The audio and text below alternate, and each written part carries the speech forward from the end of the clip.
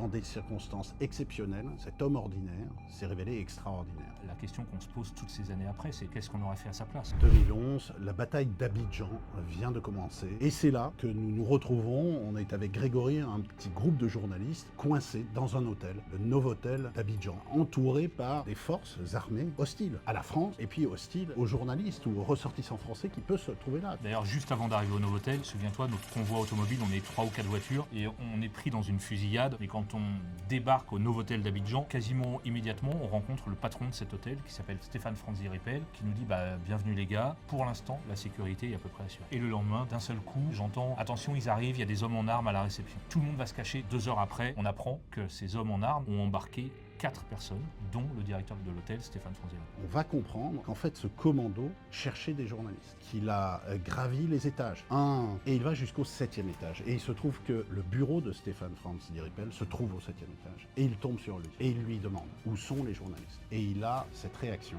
qui va nous sauver et qui va le condamner. Il va dire il n'y a pas de journalistes.